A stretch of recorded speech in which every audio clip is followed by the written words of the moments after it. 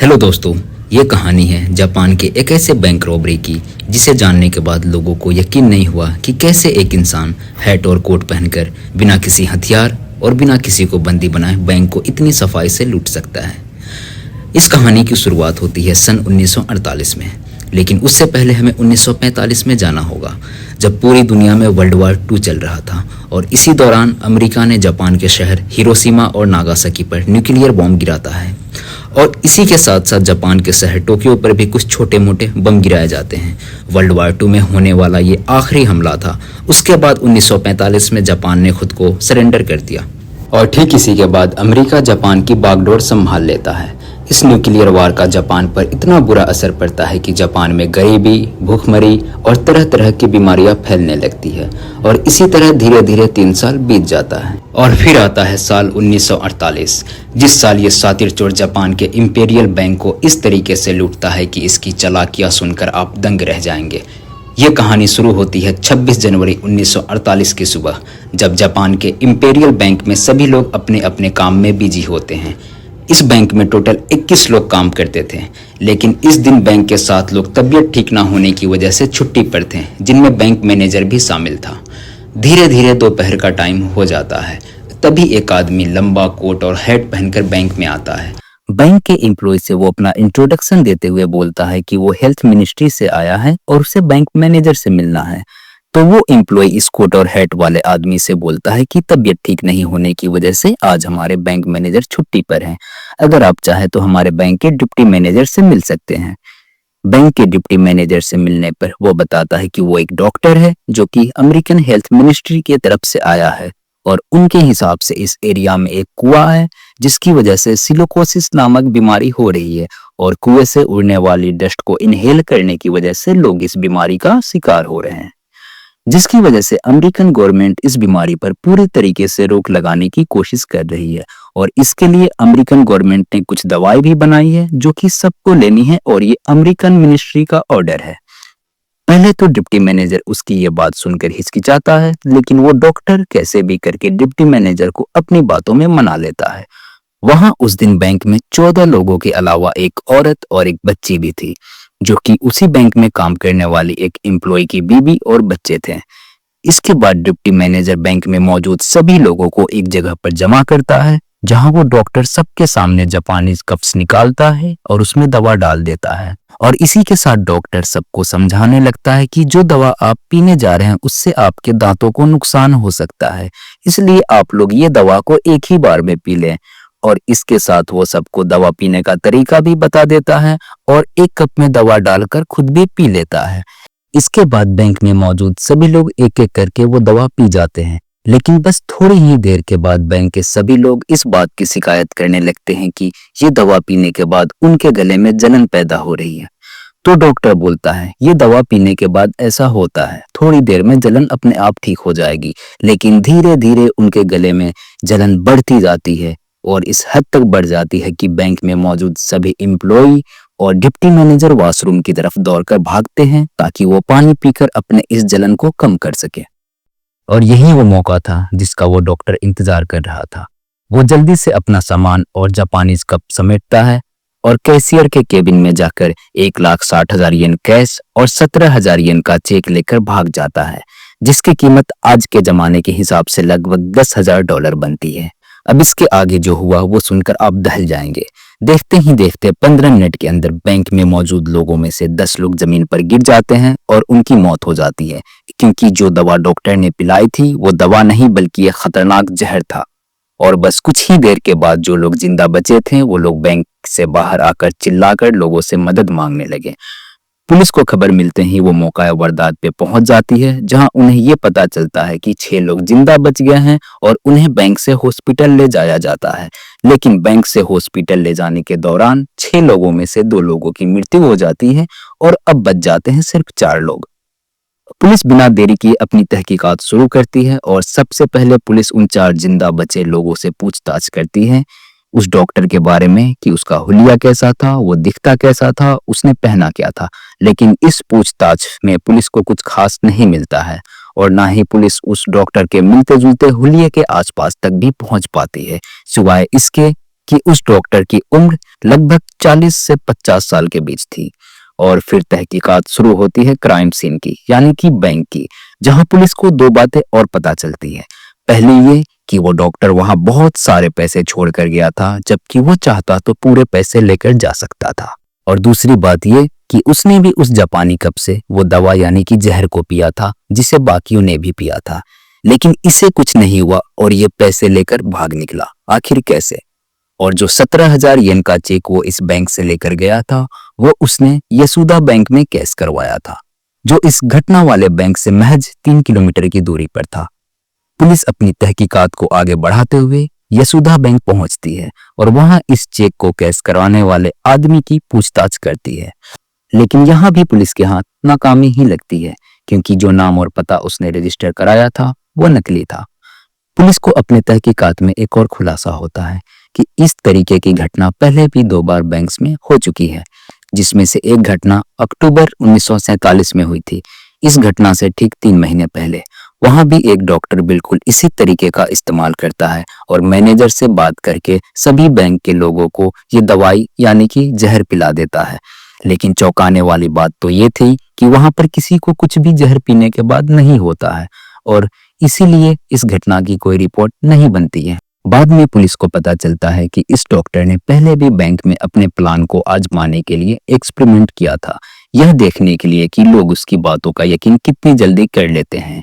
और उसके बाद इसकी हिम्मत और कॉन्फिडेंस और भी ज्यादा बढ़ जाती है। फिर वो अंजाम देता है दूसरी घटना को, जो कि इस घटना से ठीक 1 हफ्ते पहले यानी कि 20 जनवरी 1948 को हुई थी। इस बार वो चुनता है जापान की राजधानी टोक्यो के एक बैंक को, जहां वो बैंक मैनेजर को अपना इंट्रोडक्शन एक हेल्थ मिनिस्टर के डॉक्टर के रूप में देता है। मगर इस बार उसकी कहानी एकदम अलग थी। कहानी ये थी कि वो मैनेजर को बताता है कि यहाँ एक म्यूनीदानी फैमिली है जो कि फैलने वाली बीमारी की चपेट में आ चुकी है और उन्हें ये खबर मिली है कि मिस्टर म्यूनीदानी उस दिन उनके बैंक में विजिट किए थे। तो बैंक में सैनिटाइजेशन किया जाए और बैंक में काम करने वाले लोगों को दवाइयाँ दी जाए ताकि किसी को इन्फेक्शन ना हो। बैंक मैनेजर ने इस बात को कंफर्म करने के लिए जाकर बैंक के रिकॉर्ड्स को चेक करता है, जहां उसे ये मालूम पड़ता है कि हाँ, मिस्टर म्यूरीदानी सच में उनके बैंक के कस्टमर हैं और वो उस दिन बैंक भी आए थे। लेकिन इन सब के बीच बैंक मैनेजर को एक बात खटकती है और ये बात ये थी कि उनके रिकॉर्ड्स में जो मिस्टर म्यूरीदानी का एड्रेस था और जो एड्रेस डॉक्टर ने उन्हें दिया था, दोनों बिल्कुल ही अलग थे। और ये बात बैंक मैनेजर जाकर उस डॉक्टर को बताता है कि हमारे रिकॉर्ड में मिस्टर म्यूरीदानी का जो एड्रेस है और आपने जो एड्रेस अभी दिया है वो बिल्कुल ही अलग है। यह सुनने के बाद डॉक्टर को लगता है कि अब उसकी चोरी पकड़ी जाएगी और यह बोलकर वो बैंक से निकल जाता है कि वो अपने ऑफिस जाकर एड्रेस वेरीफाई करके फिर वापस आएगा। लेकिन वो डॉक्टर फिर कभी वापस नहीं आता। हालांकि इन दोनों मामलों की कोई रिपोर्ट नहीं होती है, क्योंकि ना तो इनमें कोई मरा था और ना ही इसमें कोई लूट या चोरी हुई थी। लेकिन डॉक्टर बहुत ही ज्यादा चालाक था। डॉक्टर बैंक के लोगों को यकीन दिलाने के लिए हर बार अपना विजिटिंग कार्ड लोगों को दे देता था, जिससे उन्हें ये यकीन हो जाता है कि वो अपने बारे में जो भी बता रहा है वो सब कुछ सच है। हर बार घटना के लिए वो अलग अलग विजिटिंग कार्ड का इस्तेमाल करता है, जिनमें अलग अलग नाम होते हैं। अपनी दूसरी घटना के लिए जो विजिटिंग कार्ड में उसने नाम का इस्तेमाल किया था वो नाम था जेरी जे गुचिका। पुलिस के तहकीकात में यह नाम नकली निकलता है। मगर उसकी पहली एक्सपेरिमेंट, जहां उसने प्लान का एक्सपेरिमेंट किया था, वहां जो विजिटिंग कार्ड उसने बैंक वालों को दिया था, उस विजिटिंग कार्ड पे नाम था डॉक्टर मात्सुई और ये एक हकीकत नाम था और ये एक हकीकत में एक शख्स था। यहाँ से कहानी चेंज होती है। यहाँ से कहानी थोड़ी बहुत पुलिस वालों के साइड आती है और इस नाम के आधार पर पुलिस डॉक्टर मात्सुई को गिरफ्तार कर लेती है और तहकीकात शुरू कर देती है, जिसमें डॉक्टर मात्सुई पुलिस को बताते हैं कि घटना वाले दिन वो एक मीटिंग में थे और इस बात का प्रूफ करने के लिए उनके पास गवाह भी था। लेकिन पुलिस के लिए यह एक सवाल था कि डॉक्टर मात्सुई का विजिटिंग कार्ड उस दिन बैंक में कैसे पहुंचा, जिस पर डॉक्टर मात्सुई पुलिस को बताते हैं कि यह विजिटिंग कार्ड एक लिमिटेड एडिशन का है और इस तरीके के उन्होंने 100 विजिटिंग कार्ड छपवाए हैं, जिनका इस्तेमाल वो किसी खास बिजनेस मीटिंग में करते थे या फिर जब कोई उन्हें अपनी विजिटिंग कार्ड देता था तो बदले में वो उसे अपनी यह विजिटिंग कार्ड देते थे। डॉक्टर मात्सुई ने पुलिस को अपने एक खास आदत के बारे में भी बताया कि वो अपनी हर विजिटिंग कार्ड देते समय अपने कार्ड के पीछे यह भी लिख देते थे कि उसने यह विजिटिंग कार्ड किसे और क्यों दिया है। और इस तरीके से वो अब तक 92 कार्ड लोगों को दे चुका है और अब उसके पास सिर्फ 8 ही कार्ड बचा है। इसी खास आदत की वजह से पुलिस उन 92 लोगों से तहकीकात शुरू करती है जिनसे उन्होंने कार्ड एक्सचेंज किया था, जिनमें से 20 औरतें थीं और बाकी बचे 62 लोगों का भी इस घटना से कोई लेना देना नहीं था, क्योंकि उनके पास हर सवाल का जवाब था, वो भी किसी प्रूफ और गवाह के साथ। अब सिर्फ 10 ऐसे लोग बचे थे जिन तक पुलिस अब तक नहीं पहुंच पाई थी। और इसी दौरान बैंक में जो लोग मारे गए थे उन सभी की पोस्टमार्टम रिपोर्ट आ जाती है, जिसमें यह खुलासा होता है कि उनकी मौत जहर पीने की वजह से हुई है और उनकी बॉडी में साइनाइड के लक्षण मिले हैं। लेकिन सवाल अब भी यही था कि अगर सबने एक ही बोतल से वो जहर पिया है तो वो डॉक्टर और डॉक्टर के बाद जिन 4 लोगों ने भी जहर पिया था वो कैसे बच गए। तब पोस्टमार्टम करने वाले डॉक्टर पुलिस के सामने एक थ्योरी रखती है कि हो सकता है कि उस डॉक्टर ने उस जहर के बोतल के ऊपर कोई तेल डाल दिया हो, क्योंकि तेल पानी में मिक्स नहीं होता और ऊपर ही तैरता रहता है। और उसके बाद डॉक्टर और डॉक्टर के बाद जिन 4 लोगों ने पिया वो जहर नहीं बल्कि तेल था। लेकिन पुलिस अभी भी उन 10 लोगों को ढूंढ रही थी जो डॉक्टर मात्सुई के कार्ड एक्सचेंज किए हुए 92 लोगों में से बचे हुए थे, और पुलिस उन तक अभी तक नहीं पहुंच पाई थी। लेकिन धीरे धीरे तहकीकात होते होते 6 महीने बीत गए और 6 महीने के तहकीकात के बाद पुलिस उन 10 लोगों तक भी पहुंच जाती है। और इन 10 लोगों में से पुलिस को एक ऐसा शख्स मिल जाता है जो पूरे केस को सॉल्व कर देता है। इन 10 लोगों में से पुलिस का सबसे ज्यादा शक एक ही इंसान पर था, जिसकी उम्र ठीक लगभग 48 से 50 साल के बीच थी, और उसका नाम था हिरासावा सादामिची, जो कि इस घटना को अंजाम देने वाले डॉक्टर के उम्र से हूबहू मेल खा रहा था। उस पर शक करने की एक बड़ी वजह यह भी थी कि वो कई बार गिरफ्तार होकर जेल जा चुका था, क्योंकि उसने बैंक में नकली चेक को कैश कराने की कोशिश की थी। और जब पुलिस ने उससे पूछताछ शुरू किया और डॉक्टर मात्सुई के विजिटिंग कार्ड के बारे में पूछा, तो उसने बताया कि कुछ महीने पहले उसका बैग चोरी हो गया था और उस बैग में उसके सारे विजिटिंग कार्ड थे जो कि खो गए थे। और इसी दौरान पुलिस को यह भी पता चलता है कि सादामिची बैंक चोरी के घटना के सिर्फ 1 हफ्ते बाद अपने बैंक अकाउंट में 1,30,000 येन जमा किए थे। पुलिस उससे इस रुपये के बारे में पूछती है तो सादामिची कोई जवाब नहीं दे पाता है, और इस बात से पुलिस का शक उस पर और भी बढ़ जाता है। और फिर पुलिस उसे गिरफ्तार करके टोक्यो ले जाती है, जहां पुलिस बहुत ही सख्ती के साथ इससे पूछताछ करती है। पुलिस बैंक में जिंदा बचे उन 4 लोगों को भी पुलिस स्टेशन बुलाती है ताकि वो लोग इसकी पहचान कर सके। लेकिन चौंकाने वाली बात तो ये थी कि उन 4 लोगों ने भी इसे पहचानने से इनकार कर दिया।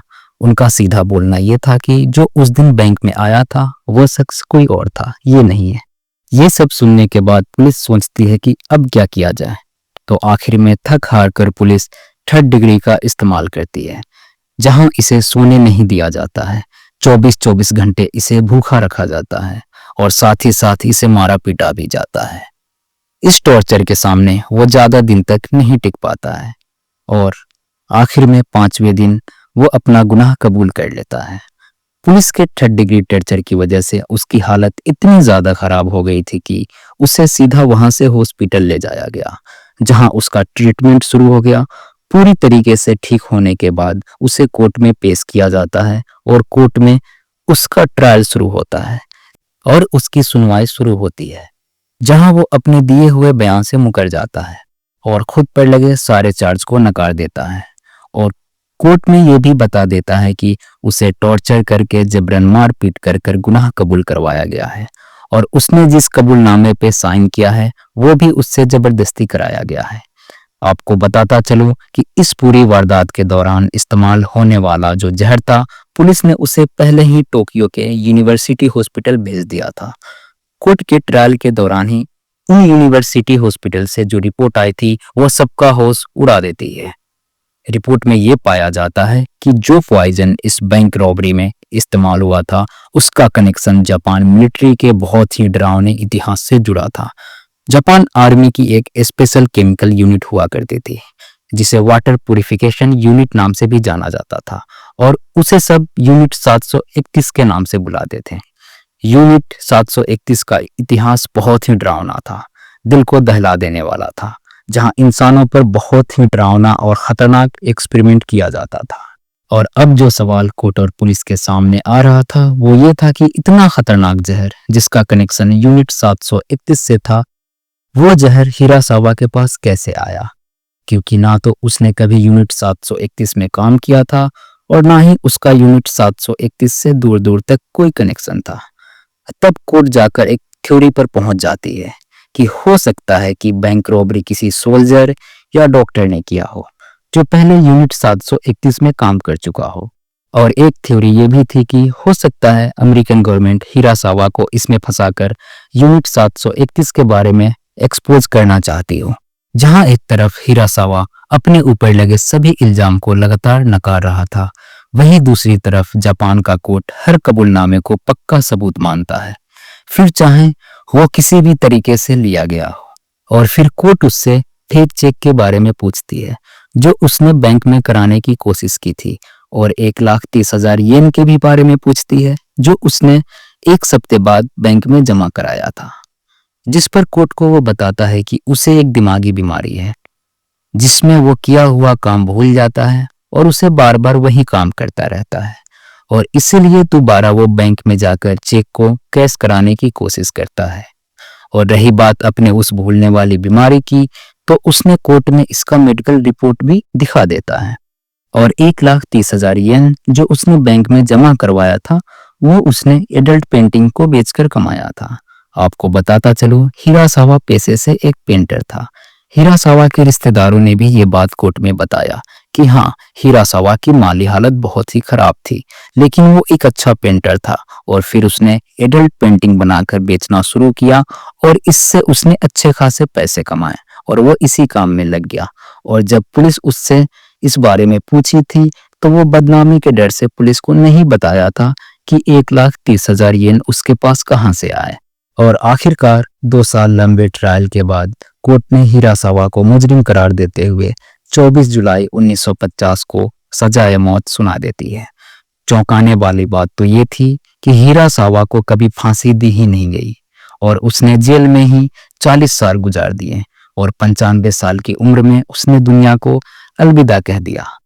हालांकि इस बात का कभी कोई ठोस सबूत नहीं मिला कि उसने ही बैंक रॉबरी को अंजाम दिया है, लेकिन फिर भी उसने जेल में अपनी जिंदगी की आखिरी दिन गुजारे, और इसलिए उसके रिश्तेदार हिरासावा के मरने के बाद भी कोर्ट में केस को रीओपन करने की मांग करते रहे, क्योंकि उन्हें ये लगता था कि इस बैंक रॉबरी में हिरासावा का कोई हाथ नहीं है। और साल 2015 तक टोटल 20 रिक्वेस्ट डाली गई, पर कोर्ट ने उन सभी मांगों को खारिज कर दिया। लोगों ने कोर्ट के फैसले को नकारते हुए 2 थ्योरी बनाई। पहली ये कि ये एक अमेरिकन गवर्नमेंट का ह्यूमन एक्सपेरिमेंट ऑपरेशन था, और दूसरी ये कि ये किसी क्रिमिनल गैंग का काम था जहां वो लोग इस जहर को इंसानों पर एक्सपेरिमेंट कर रहे थे। मगर सच आज तक किसी के सामने नहीं आया।